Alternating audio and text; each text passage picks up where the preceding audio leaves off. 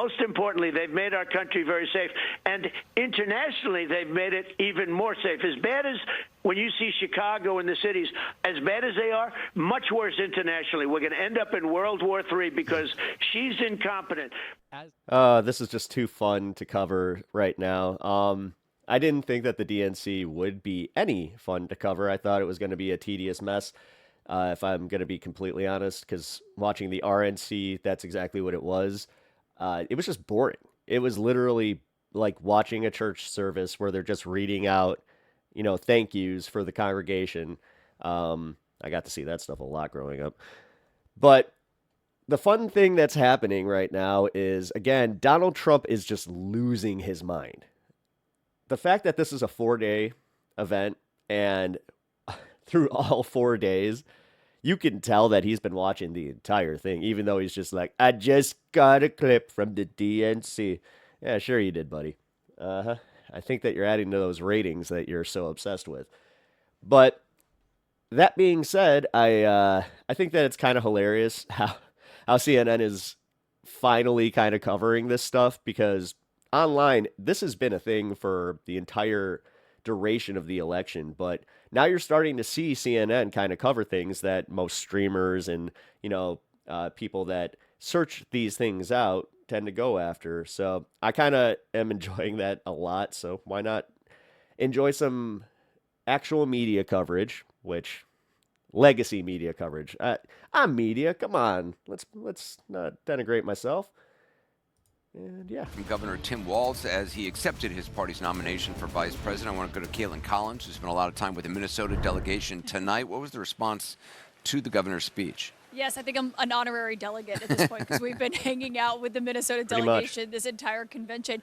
Anderson, it has just emptied out behind me truly moments ago. This delegation here in Minnesota stayed long behind after every other state's delegation had left the building. They were here chanting essentially every chant they could come up with about Tim Walz and Vice President Harris. You saw them here. We were standing right outside what you're looking at now as they were just chanting and so excited clearly after their governor had just left the stage. It was palpable excitement there, Anderson. They're really selling that coach thing. We've all been watching this convention he's sitting there like, I can tell you that also the former president has been also watching very closely. He just posted an incredibly lengthy Truth Social post a few moments ago, ranting about the speech you heard on stage tonight from the Pennsylvania governor, Josh Shapiro. I'm surprised he didn't call you, He has the personal line to Caitlin Collins.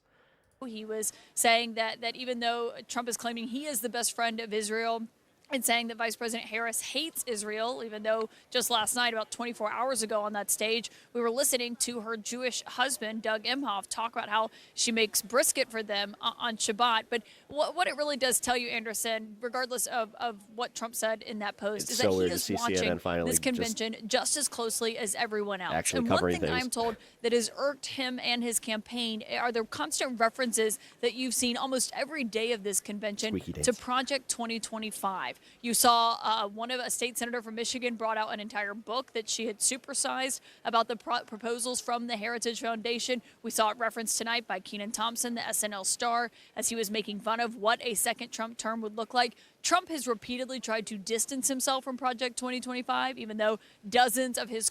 Yeah, he just tried to be like, I don't agree with the abortion law at all. The Comstock Act, I do not agree with. Which the fact that they're trying to bring back the Comstock Act. Next, the Pinkertons are going to be, fully federal funded. Staffers come after those debts. Played a big role in crafting it, but they have been watching very closely. They're irritated by that, and also just watching to see the enthusiasm, the excitement that has been generated by this convention about a month after his own convention. This morning, Donald Trump is launching a new attack on Democrats at the convention this week. This time for their focus on. I mean, look.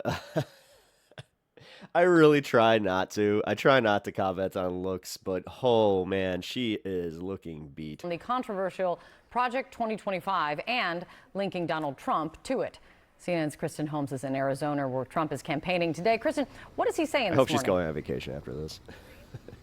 Like yeah, Kate, I mean, look, days. Project 2025 has become a real liability for the former president. Democrats have seized on this opportunity. And just a reminder to our viewers of what it is a 900-page document that was created by a lot of former Trump administration officials to serve as sort of a roadmap for a potential transition. Now, they said it was for any Republican potential president, but obviously now it has been linked to Donald Trump, particularly given the fact that, again, so many people who any Republican president currently advised Donald Trump and served in his administration were part of crafting it. And it's very controversial. Some of the policy decisions in there or policy rights in there are very far right. And Donald Trump has really had to distance or tried to distance himself. And Democrats have seized on that. We've seen it throughout the convention. And that's something that's annoyed Trump, which you heard today when he did an interview on Fox. Take a listen.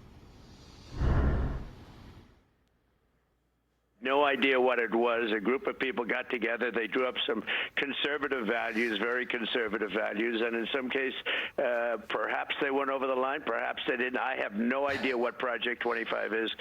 Perhaps they didn't. I love how he just left that one. Perhaps they did, perhaps they didn't.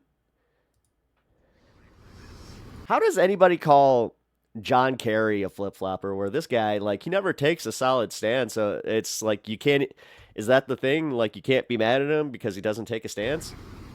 Now, obviously, he does know what Project 2025 is. And again, it has become quite a thorn in his side and something that he and his campaign have had to contend with. He has continued to say he had nothing to do with it. But, Kate, I cannot stress this enough. Part of the reason why Donald Trump is linked to Project 2025 is because of the authors who crafted it. That's exactly right, Kristen. Great to see you. Much more from Kristen Holmes throughout the day. Donald Trump campaigning at the border, trying to obviously continue his counter-programming effort throughout the week. Thank you so much. If Republicans are being intellectually honest with ourselves, our party is not civil or conservative. It's chaotic and crazy. And the only thing left to do is dump Trump. Republican classic. It should be noted that was former Republican Lieutenant Governor Jeff Duncan on stage. We saw a lot of Republicans last night and the night before. I think he'll be, if his alarm goes off, he will be here with us in a little bit. As If well his as alarm goes off, then he'll be here for a little bit. I went to the School of Broadcasting for Casey Kasem. Kinzinger. He is also coming. If his alarm goes off as well. Correct. I'm going to try calling them just in case to make sure they're here. Welcome Speaking to of CNN. Republicans, Donald Trump working to talk to voters and pull. Did you know that I used to voice the whole half of the Scooby Gang? Some attention from the star-studded programming of the DNC and his Republicans who have come over to this side. In just a few hours, he heads to the southern border in Cochise County, Arizona. It's his latest stop on his tour of critical swing states. Did you just say coat cheese? That this week during the Democratic convention. I hope not. They mentioned my name, I think, 271 times. They mentioned the economy like 12 times. They mentioned the border, maybe none. They don't talk about the border. Our great border czar doesn't talk about the border, but they mentioned me more than any other category. I'm now a category. They had me down today as a category. That's all they talk about. Trump. We've driven them crazy. They have Trump derangement syndrome. So do you have Kamala derangement syndrome? Again, let's apply this. Now, Lana, we also heard Vance respond to some of that criticism. What's he saying? Equally here. Come on. That's right. And really, just to be clear, I mean, J.D. Vance has really been tapped by the Trump campaign to be the attack dog, to be the one who kind of lobs the criticisms back at Good. Great choice. the Democrats. Of course, Donald Trump is still doing that, as you just heard, but they want him to focus on the issues, whereas Vance really has been given the mandate to be the one to go hard after Democrats this week in particular. Now, we did hear Vance. He spoke to our own Jake Tapper last night, and he was asked about what Congressman Jamie Raskin, remember, he was a key leader on the House committee regarding January 6th and the Capitol attack. He brought that up during his speech at the DNC last night, where he said, kind of gave a warning, honestly, to Vance, saying, look at what happened to your potential predecessor. Look at what happened to Mike Pence on January 6th. But Vance said, look, I have no reservations about that. Take a listen. I can't help but laugh at what Jamie Raskin said.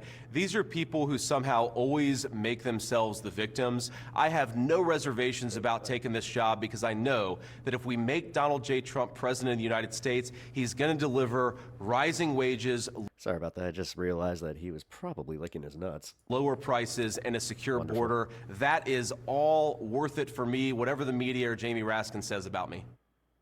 So, John and Sarah, this is kind of the line we've been hearing from Vance, and he's kind of mirroring as well what Donald Trump has said, which is that they're not talking about the border. They're not talking about the issues as much as they should be. Instead, it's because the border really isn't an issue. It's only an issue every election year, and we're getting kind of tired of it. They're focusing on going after Donald Trump. I think you're going to hear a lot of those same attacks today when both of them are at the border. Trump is in Arizona, of course, but Vance as well will be at the border in Georgia.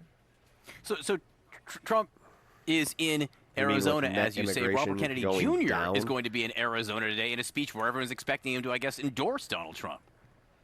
Just last week, they did a story about Greg Abbott trying to do his little performative thing where he just grabs a bunch of migrants and buses them to the blue states. Well, guess what? He didn't have anybody to bus. Right. So we did hear, well, we know that he's going to be making this big announcement, RFK Jr., tomorrow in Phoenix, which is interesting, actually, because Donald Trump will also be in Arizona tomorrow. Not in the same place. Whoa. He's going to Glendale later in the day. But we do have some new reporting. One is that we have heard and learned that he is expected to end his campaign and that he is in talks with the Trump campaign for a potential endorsement. Now, when I talked to some senior Trump advisors as well as sources familiar with his plans, they told me that there's a couple reasons of how they've gotten here. One is that Donald Trump Jr. One is my vice president presidential pick was literally a joke. Number two, the fact that my whole campaign is a joke. And number three, the fact that I, myself, am a joke. Donald. I'm talking about Robert F. Kennedy, but you can clip that as you want. Trump's son has been really pushing for this behind the scenes. He's been talking to RFK Jr.'s campaign, trying to see how they could get him to end his campaign and back Donald Trump. Two other people who have been crucial in these talks, I'm told, are former Fox News host Tucker Carlson as well as Omid Malik. He was someone who has donated to RFK Jr.'s campaign in the past, but is also a Trump donor. So they have been key in these talks. And really, I was told that the change of how they viewed an endorsement from RFK Jr. was, I just need my staffer back. He's too good. When Biden ended his campaign and Harris became the likely person to replace Biden. They said that they weren't sure whether or not bringing on RFK Jr. onto, having him as a Trump surrogate, having his endorsement would benefit them. But they really believed after Harris was the one to top the Democratic ticket that it would work in their favor. And well, again, it pretty much comes down to the fact that they were not expecting Harris to be the nominee. And they thought this would be the easiest election ever. And he was going to be, there just to take away votes from Biden, because at that point it did kind of seem like he was pulling more from the Democrats. But, the more conspiratorial he got, the more he started to draw from Trump, which, at that point you kind of, as a Trump staffer, got to weigh your options a little bit. You're like, do we want him out there doing this? Because also the bear thing, admitting to, possibly essaying a staffer. Yeah, that was pretty bad. That has nothing to do with why he might be dropping out too. The fact that his campaign not only gained negative traction, but it's going to follow him for probably the rest of his life. So good job, RFK. But you know the deal. If you like this video, leave a like, comment, subscribe. I'm trying to get to 1,000 subscribers, so please, if you enjoy this content in the slightest, I would really, really appreciate it. It's free to do, and you're really helping me out. So I will see you in the next one.